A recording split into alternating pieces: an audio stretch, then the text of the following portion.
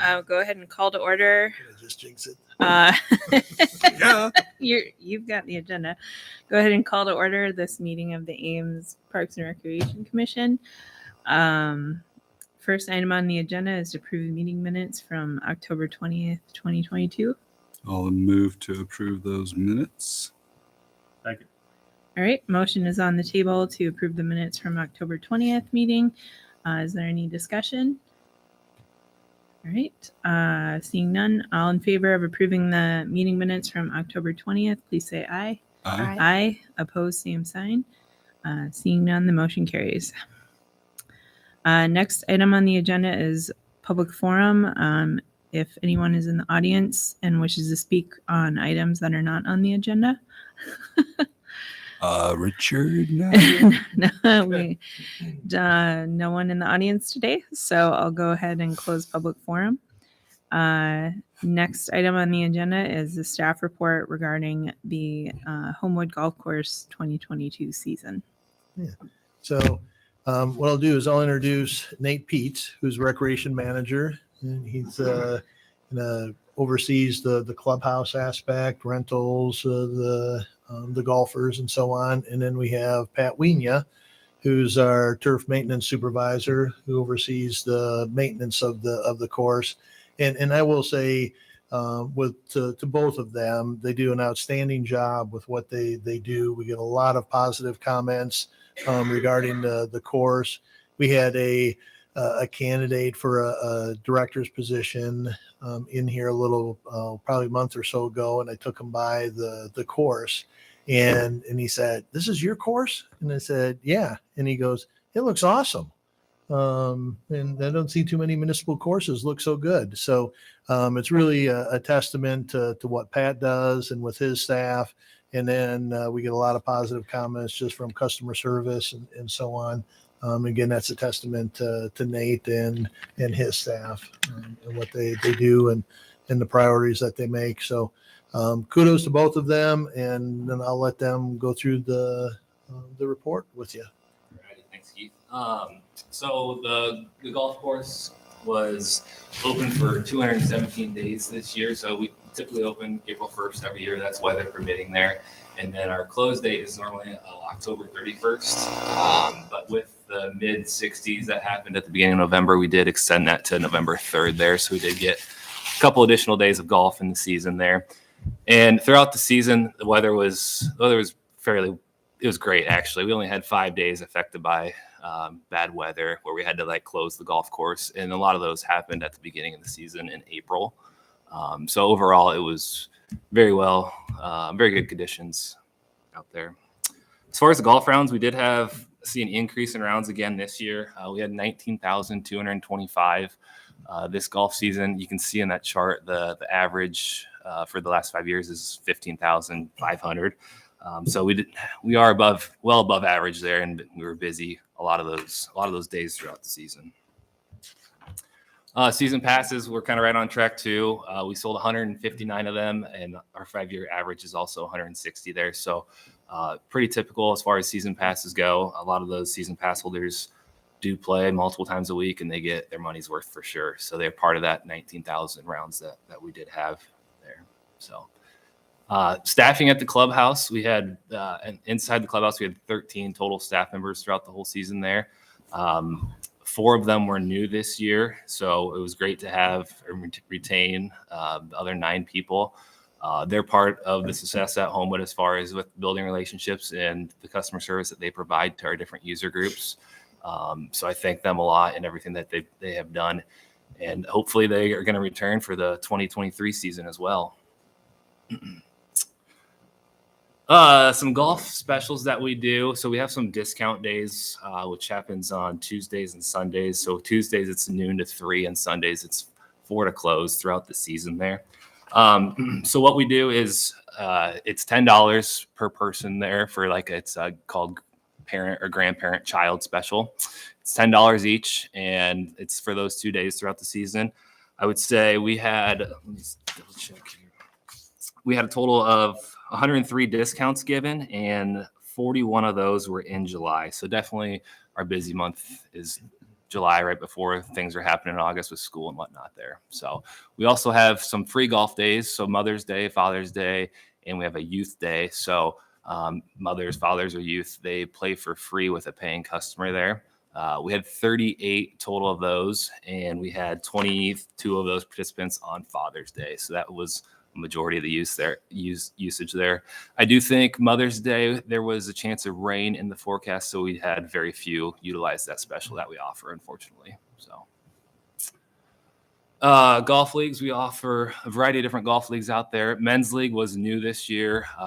It was a hit, a lot of positive feedback from them, and some people that didn't know that we offered a men's league too. So hopefully that will increase over the next few years. That's on Monday nights. Tuesday nights, we do offer a couples league. Wednesday nights, our city league.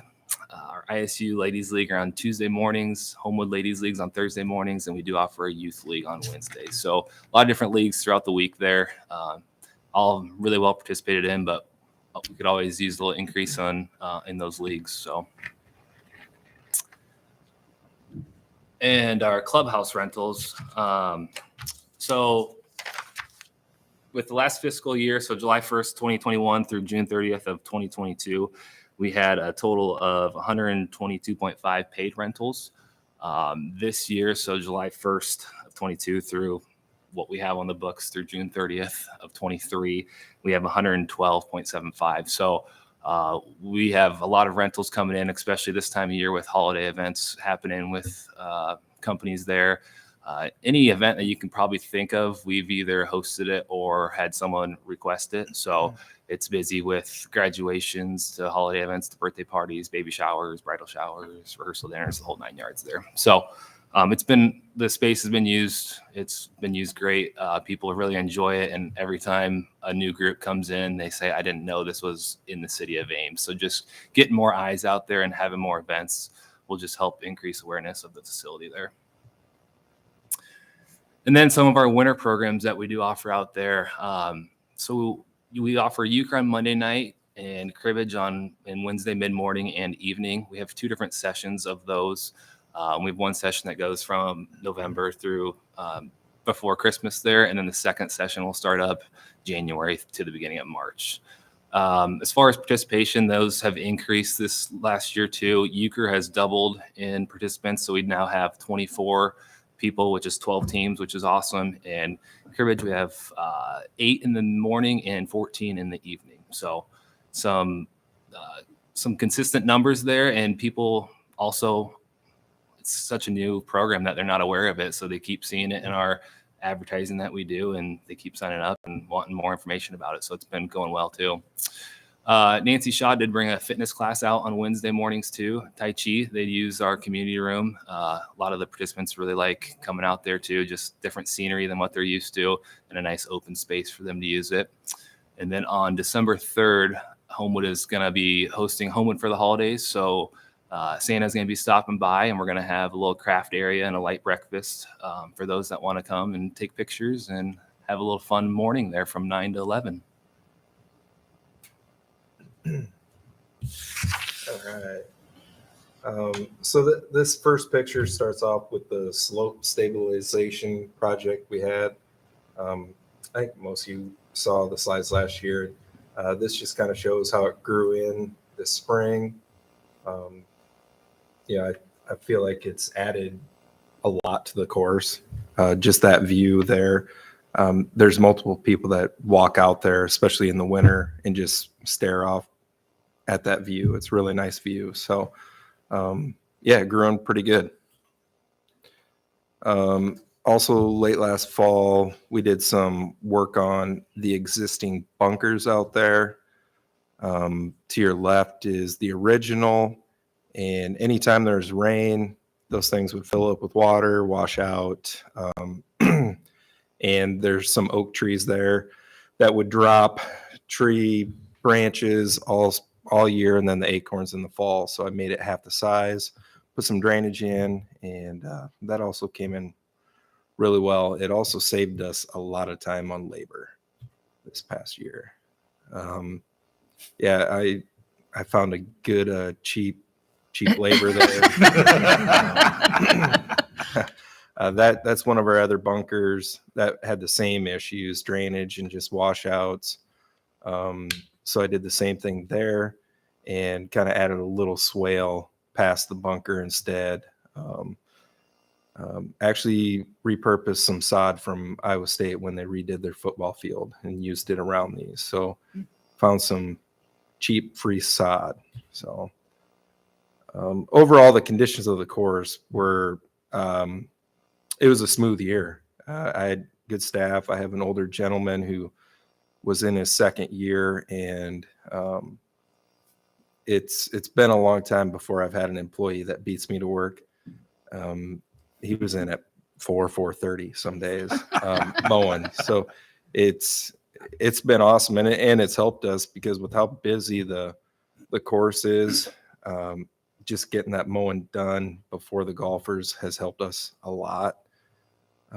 With the pandemic and golf being hot again, we're getting a lot of new golfers, and they don't really understand the etiquette yet, and that's probably on us. We need to do a better job of using signage to teach. But we did have a lot of issues this year with the play of not waiting for mowers to get out of the way, hitting at mowers, not fixing ball marks on the greens, and just a lot of wear and tear that because of the play. And I'm looking at some signage, and hopefully we can put some stuff in the clubhouse to help kind of curb that. And do you guys have a copy of the report? We did have, we always have some damage every year being in our location and some theft. This past year we had a golf cart kind of tear up a green, and we had 3 flag sticks stolen. They actually came and pulled the T sign out of the ground and took the whole thing home. I don't know why. It's heavy. Yeah, it is heavy. So, but that stuff happens every year. But this year, the damage was more so than usual. And I don't know. I think we need to figure out something there. There's too many access points to the golf course too, in my opinion, coming in from Inus. And the damage never happens during the day when we're there. It's always happening at night. So that's one of my concerns. But overall, it was a smooth year at Homewood. Staff was great. The clubhouse staff was great. I don't think I had to open up the clubhouse on a weekend. So that was a bonus. And yeah, me and Nate work great together. It's been a good situation. And I think it shows with the numbers too. And yeah. Any questions at all? Is there any sort of either orientation class or orientation video or something like that you could work on for newer golfers that might help? Because there's a lot of things, like you said, with the pandemic where you have a lot of new users who don't necessarily understand etiquette, and there can be some conflicts between people who have used that course for years. So, just thinking out loud about ways to reach a broader audience who might also ignore signage or whatever else. Well, and we've talked about, we have TVs in there now. We could always make some video at channel 12 and have it playing on a loop. Just a quick little reminder on course care. We definitely need to figure out something because all the new users, and that's what we want. We want those new users. Yeah, absolutely. But we also want to help them learn the etiquette with everybody else, and that way everybody's being safe, and we're taking care of the course and stuff like that. So would there be an opportunity for, would it be possible to host a workshop? I'm just thinking about I go to a climbing gym, and so they'll have training classes, but that's also an opportunity for some of that etiquette training. If it was something not that wasn't the title. The title was improve your form. Nate, golf course orientation or whatever you want to call it. Well, and Nate does a good job with the youth. Yeah. He teaches them that beforehand. let's be honest, I think we all know most of our issues are with the college group, and I don't think they would necessarily come to a workshop, but maybe they would. I don't know.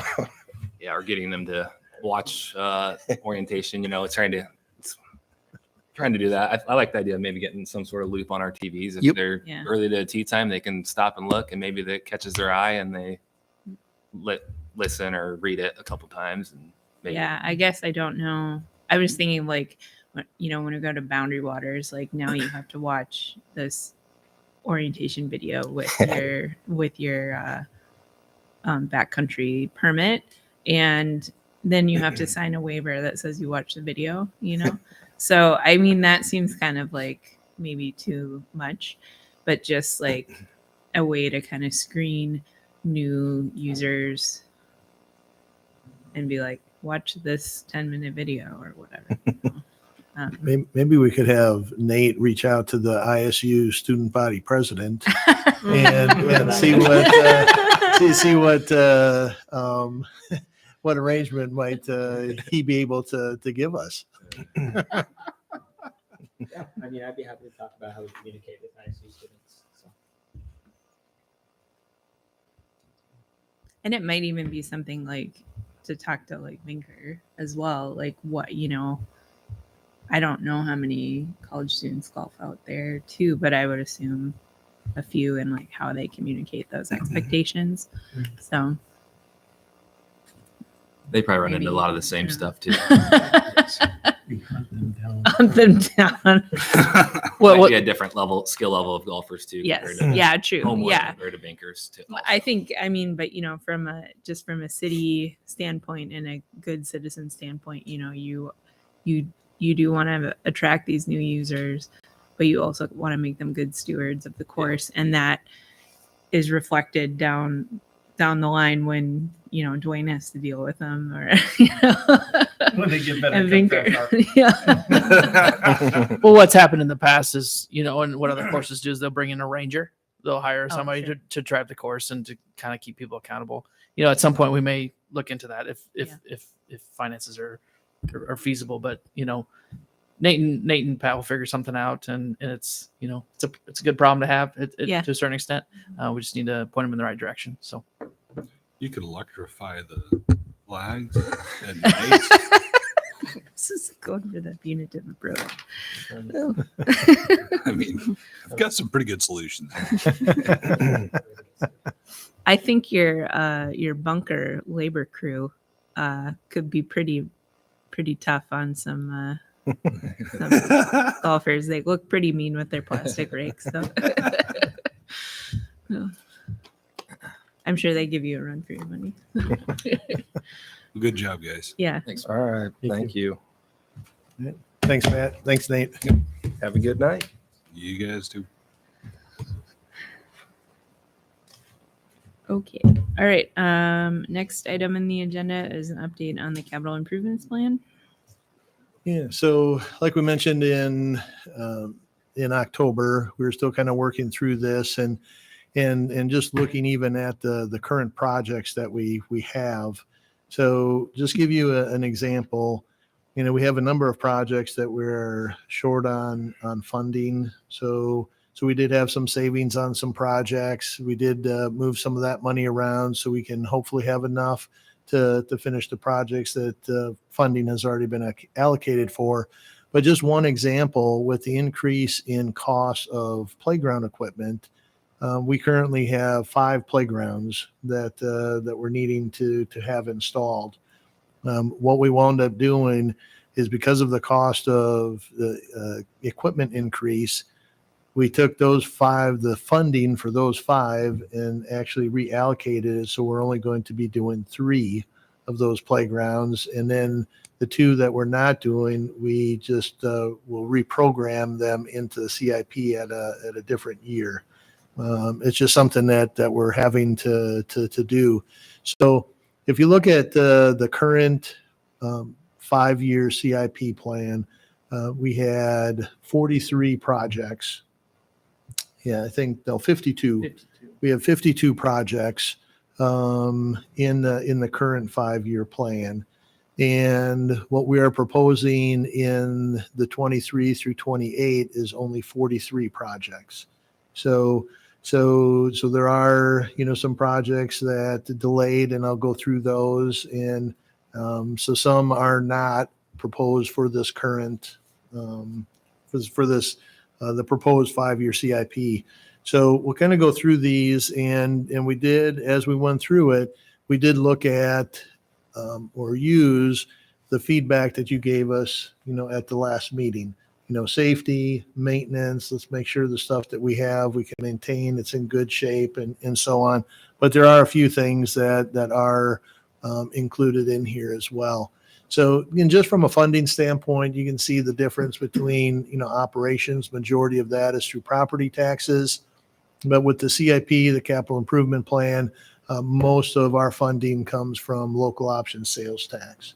Now, right now, if you take the indoor aquatic center out of the mix, we're proposing just over $5 million is what our 5-year CIP allocation would be. So about $1 million, just over $1 million a year is what it is.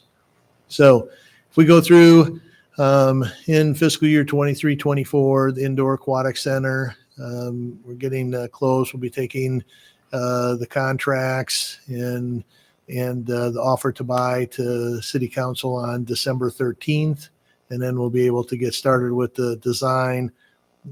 Right now, so we're still working through with the funding, and we have $31.2 million identified. With contamination remediation and mitigation, we're probably sitting about $34.2 million. And then the 1-story multi-purpose and walking space, probably estimated about $3 million or just a little over $3 million. That's why we're doing it as an ad alternate.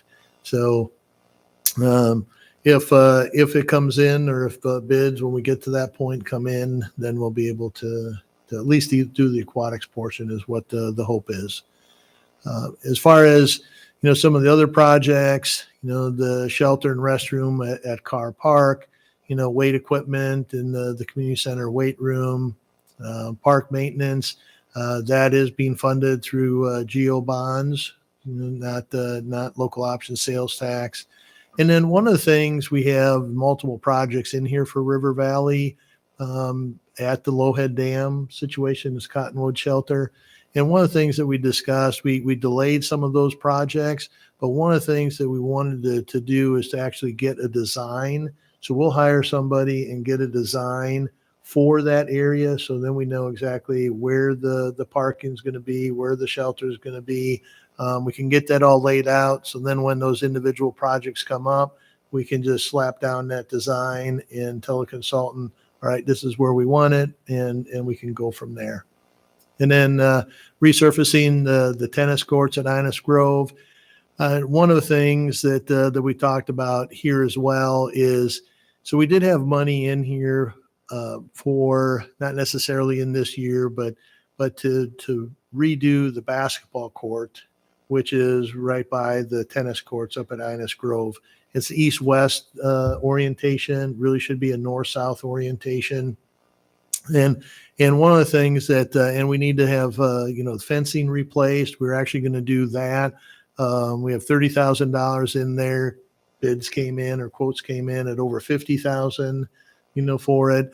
So one of the things that we talked about is with this is we're going to do resurface, crack repair. We have some net posts that need to be fixed, but probably 6 or 7 years from now, we'll program in just a redo of that whole area. Because right now there's curbs. They used to, way back when, they used to flood the tennis courts as ice skating rinks in the wintertime.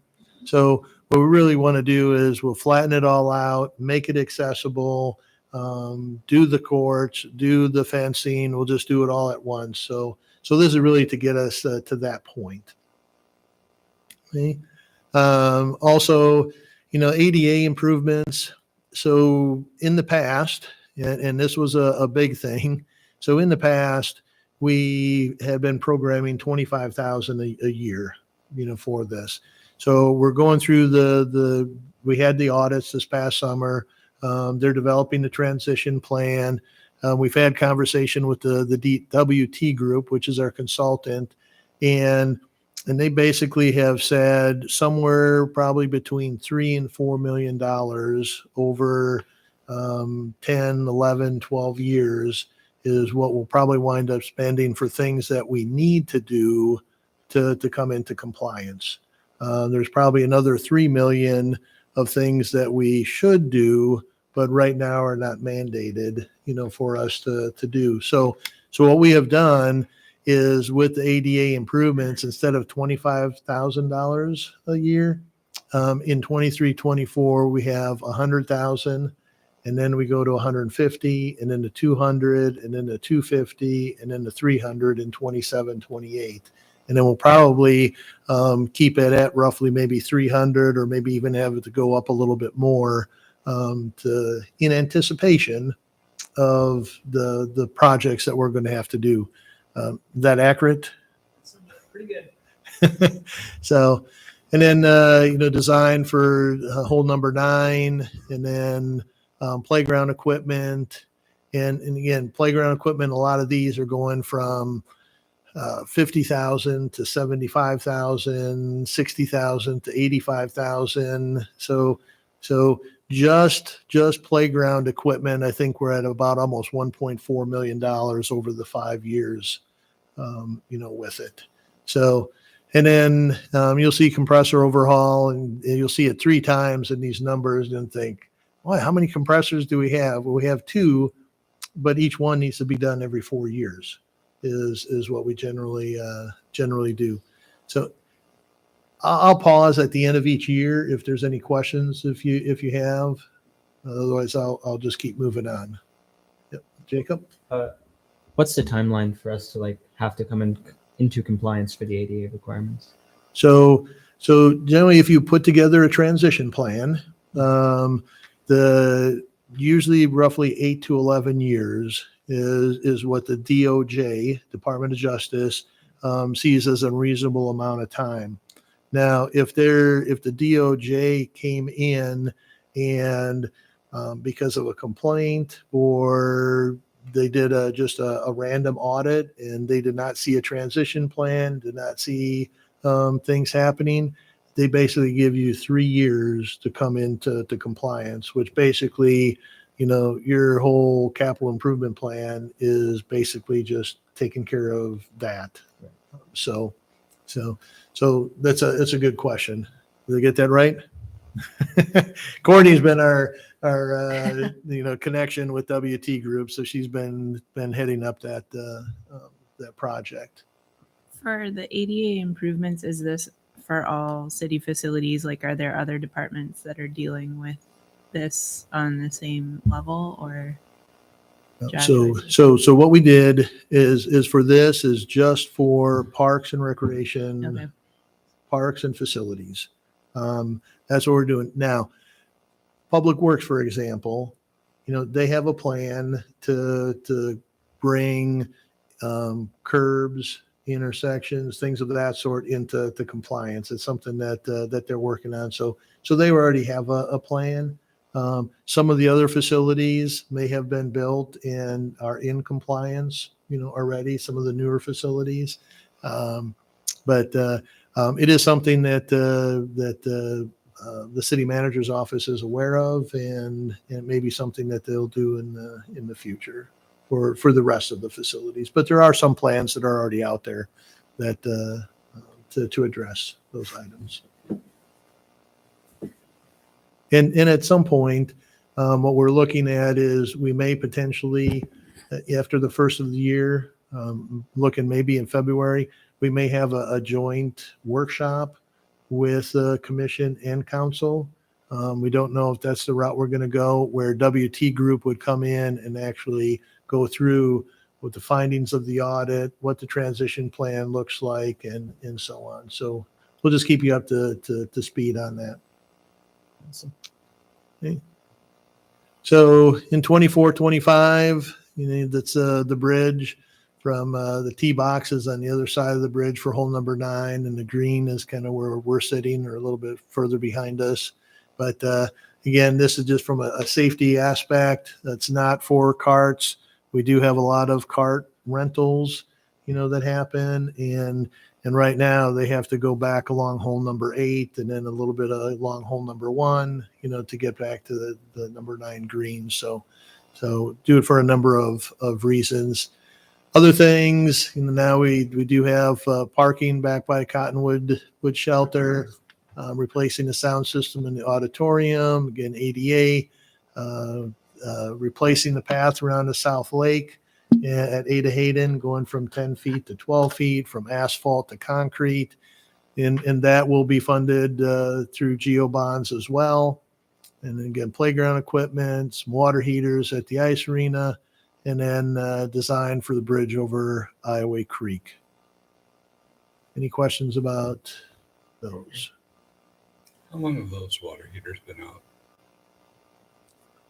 Have they been out? And do they work? Yeah.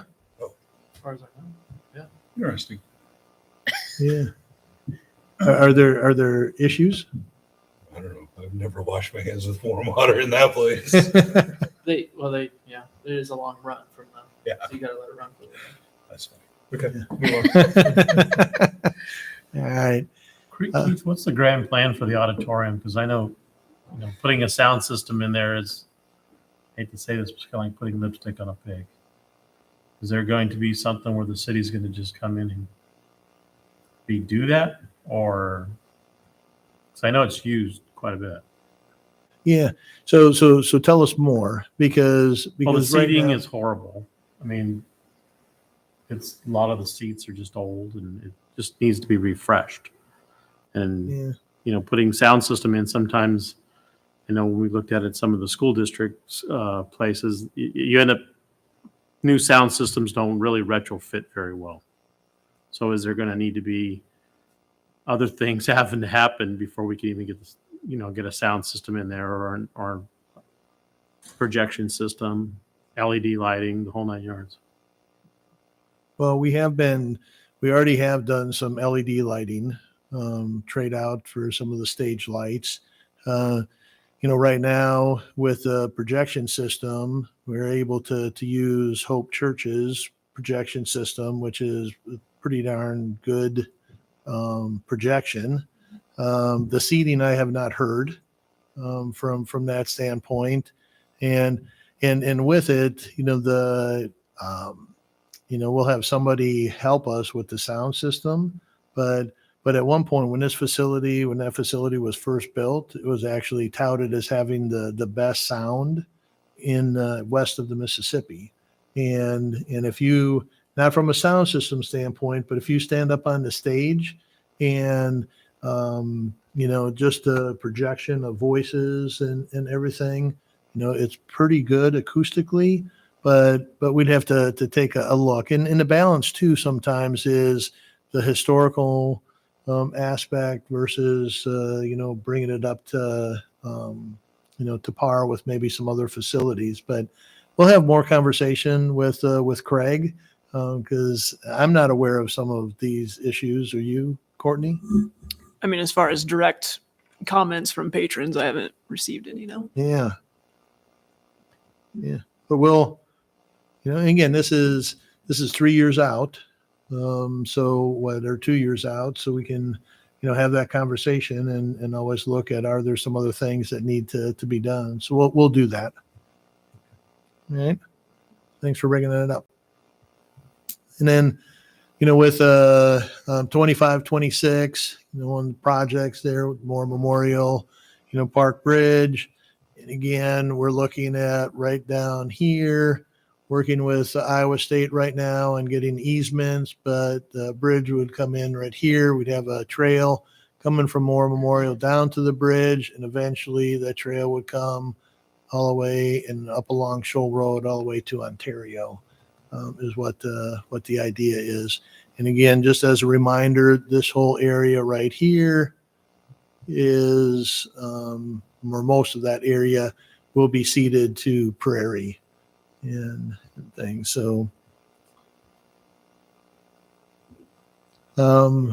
McCarthy Lee, adding gutters to Hill Drive from an erosion standpoint. We'll be adding some soccer or parking near the soccer fields. And we'll show as we get closer, we'll do some more research, but we're actually looking at some permeable type of parking where you'd actually park on the grass, but the sub base would be strong enough to hold your vehicles and still allow the grass to grow through it and still look good. So we've looked at some of that, and it seems like a pretty promising thing to try to do, especially in the flood. It's the floodway, right? Yeah, it's not. It's Floodplain. Flood fringe. Flood fringe. Yeah. So that's something we're looking at, and again, trying to be cognizant of, are there things or locations or projects that we're doing that can be a little better for the or for the environment rather than putting a lot of concrete down. So that's something that we'll share more. Then we have the ADA, the replacement path around the North Lake, more playground equipment, and then we'll actually install the bridge, which we talked about.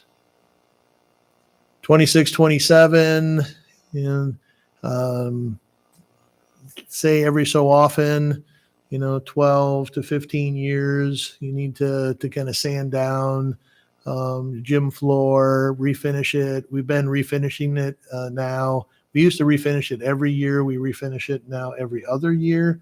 But it's been open for, over 30 years. And we have not sanded it yet. And that's how well it's held up. Yeah. So again, I think it's with our staff and what we do, the maintenance that we have, we're able to keep delay some of the normal maintenance that may have to be done because we do a good job of the routine maintenance with it. So Is that maple? it is. I'm pretty sure it's maple. I don't know. It looks like maple.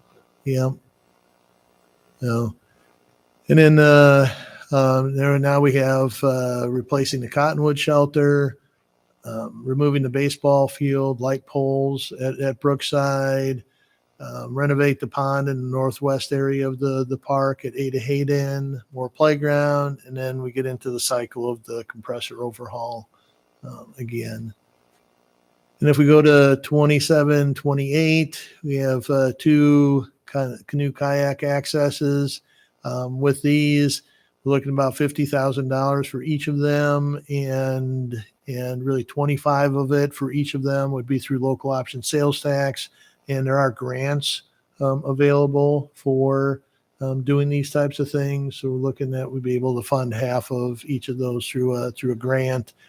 Renovate the restroom at North River Valley, replacing the light fixtures on the deck at Furman, and more playground equipment, compressor overhaul, and then Hayden's Preserve. We've had it in year 5, probably for seems like 10 years, but it just hasn't moved forward, to the point. But we do want to keep money aside, for that. But so as far as removed or delayed projects, so, Ada Hayden, the wetland overlook, again, based on the conversation that we had with commission in October, just not a high priority. The Brookside Park tennis courts, they're due for resurfacing in this next 5 years, but they are, out of all of our courts, they are in the best shape. And Josh was talking about maybe just having them power wash, cleaning them up a little bit, getting some of the tannins from the leaves, and they should be good for a while. Gateway Hills Park, we're going to add a restroom. And again, we think that would be a positive, thing, but we're not getting a lot of people that are clamoring for it. So again, when we're looking at all the other projects that we have, and with ADA, we decided to kind of pull it out for a while. We already talked about the basketball court. The climbing boulder was pulled out. Again, there too, we looked at the number of people that could use the climbing boulder versus some of the other activities and things that we have. And then with the ice arena, when we've been replacing the flooring about every 12 years or so, 12, something like that. But when we did it the last time, one of the things that we heard from the installers was, wow, why are you guys replacing this? This is really in pretty good shape yet. So we're going to try to just extend that out a little bit and see if we can't save on some of the capital costs. Well, obviously we replace it when it needs to be, but for right now, still in pretty good shape, and we didn't think it needed to be. I think we had it in year 3, but pulled out. So those are projects that we removed or delayed. So comments. With the new West Ames Park. Yep. Is any planning or because you talked about like a parking lot on the north side, is that all coming from Park Development Fund for now, or it's just No. not really in there yet? So right now, the reason we did not program any money in for the development of that, we're using up good chunk. Remember, we have about, I think, 1.3, just over 1.3 million. We're going to be using about 950,000 of the Park Development Fund, so we'll have to rebuild that up over time. But we were just talking about this the other day, and with the things that we want to do out there potentially, first off, we got to get a plan. We got to have public input. We got to see what the public wants in that park. And based on that, once we have a plan, then we can look at how do we start phasing, those components in, and what is the mechanism, for that.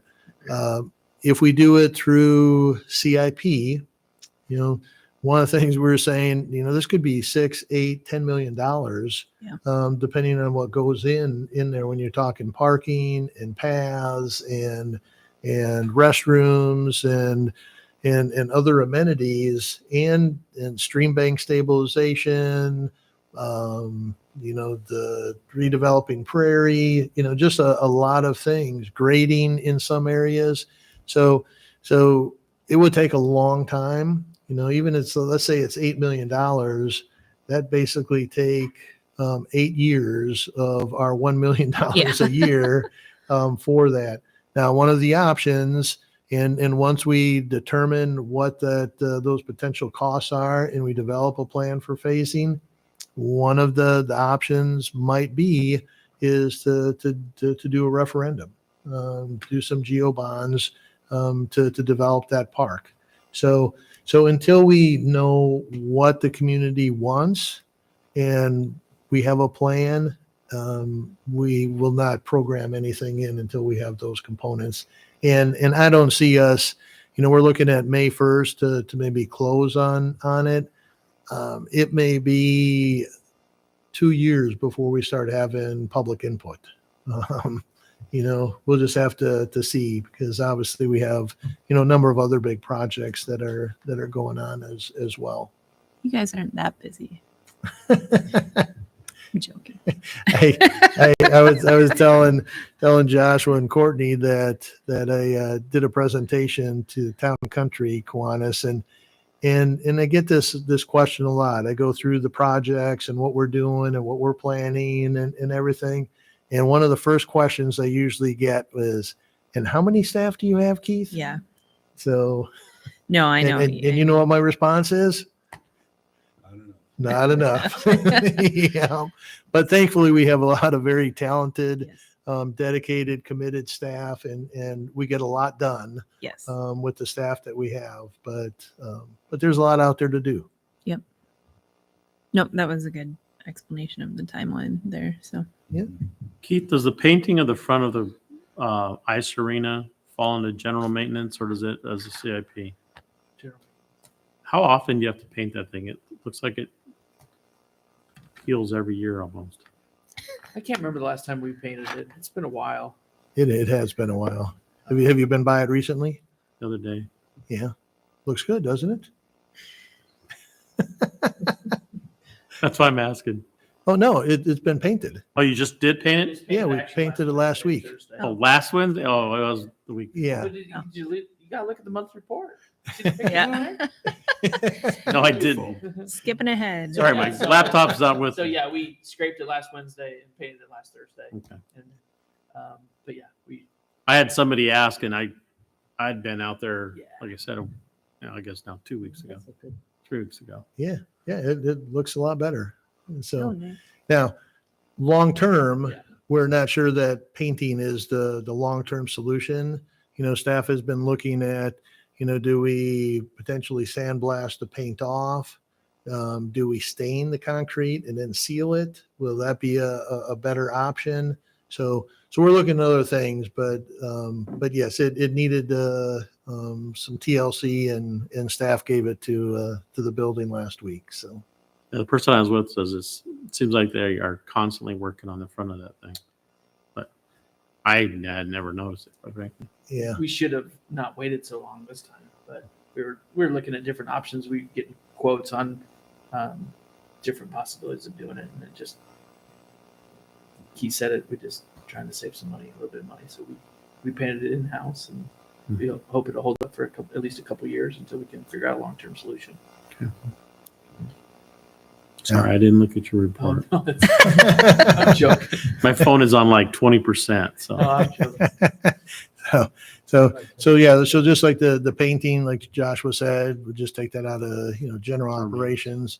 But if we're going to do something different, larger price tag, that may come out of the capital replacement fund. Any other questions? The last thing that I have is next steps. And on December 1st, no. Yeah, it is December 1st. December We have 1st, have a meeting with We're going to Homewood again? yep. Sweet. So we'll be out at Homewood on December 1st, meet with the city manager. He'll be able to give you more of an idea of funding and so on. And then we present CIP to city council on January 17th, and then city council will adopt actually the entire budget, which includes the CIP on March 14th. So there is one project that we have been discussing. So what we shared with you tonight, between now and December 1st, there might be a little bit of a change. But if there is, we'll just share that with you on that evening. So is the agility course in there? Did I miss that? what was that? That's already Yeah, funded. the money's It's just this year? Yeah. Okay. available now. So we actually met with a Just checking because I know you were. met with a consultant earlier this week about Okay. getting going on that.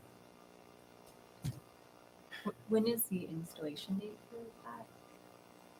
For the For agility. the course? agility Yeah, we're course? still working through that. We Oh, oh. since it's such a large project, it has to be plans and specs developed and bid out for Oh. for contract. So it'll hopefully be sometime next summer.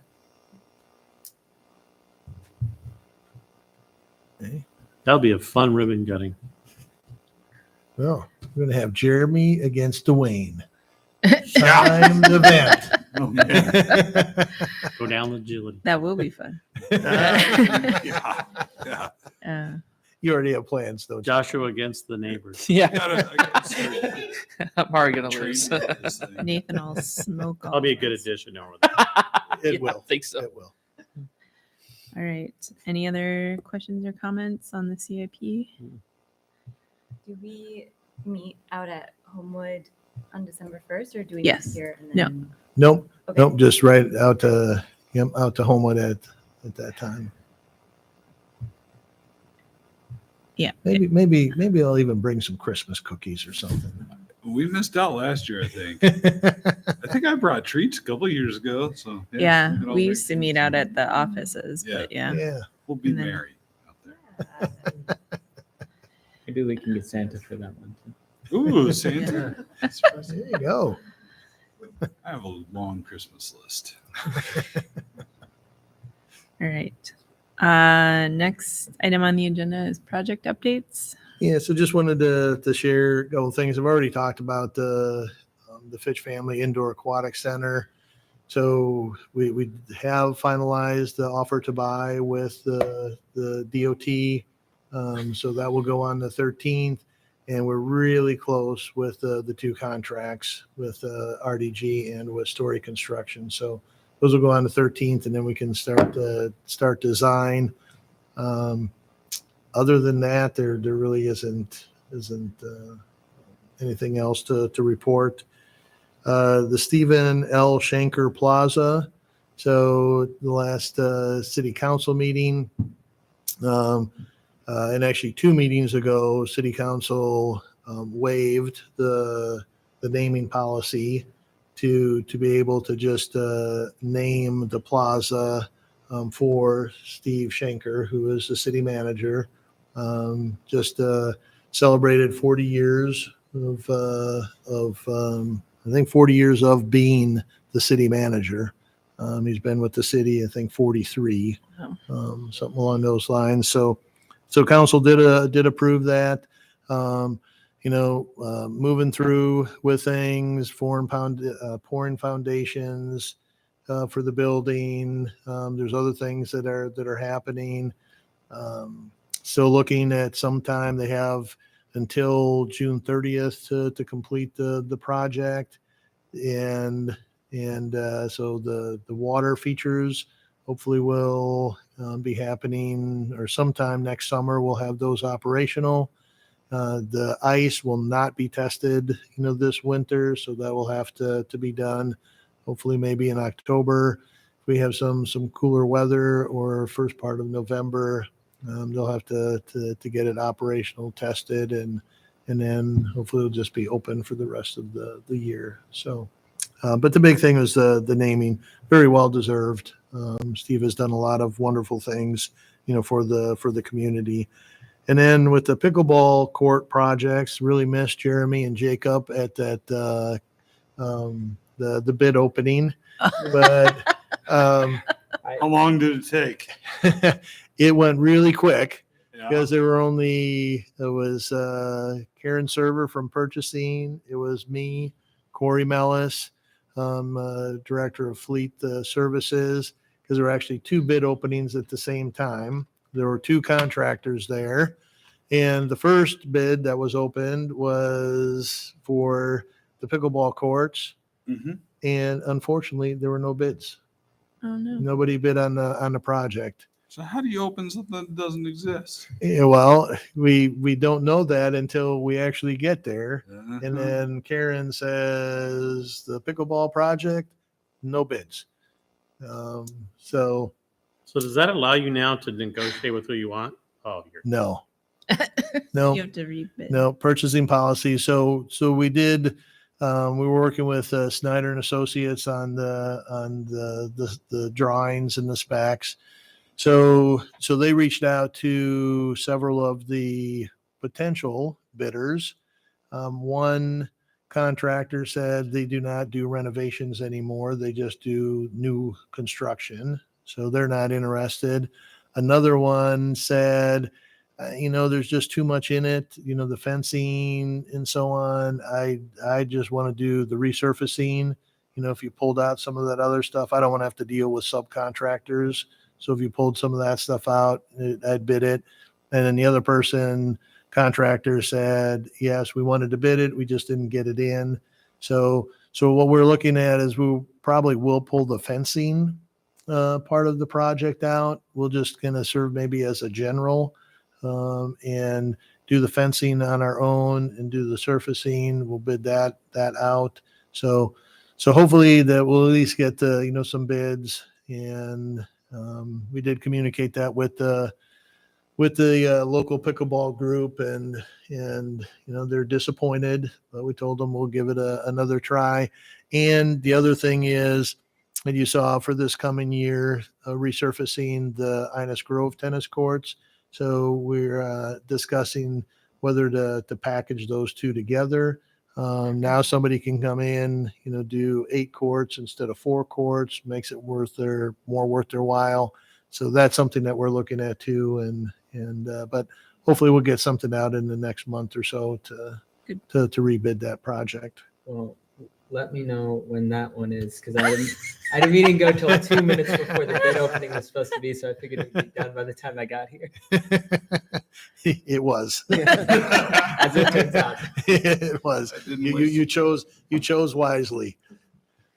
All right. Any other questions for Keith on projects? Next item is spoiler alert, the monthly report. I've painted the. I'll let Joshua and Courtney share any things they want to. Just briefly, just wanted to focus on something that Nate kind of rushed over in his presentation of Homewood. Obviously, they did have a great season, but when he mentioned the retention of his staff, that was huge. Obviously, with all the staffing shortages that we've had across the board and are seeing everywhere, that's a huge kudos to him. Every time we go in there, everybody is always making sure that they mention how great Nate is to work for. So that's obviously a large testament to him.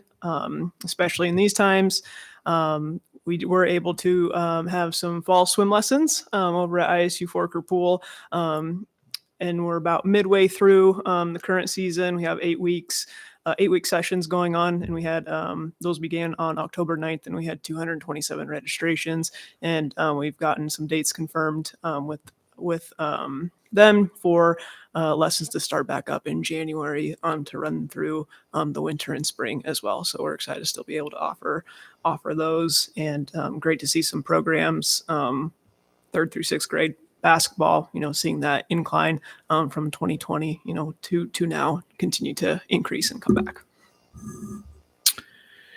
Yeah, so staff completed all winterization of all the restrooms, irrigation systems, water fountains within the park system, kind of putting everything to bed for the season. Starting in the next week and a half, we'll move into tree trimming in the right of way and also the park system. So be looking for them out in the parks, trimming trees.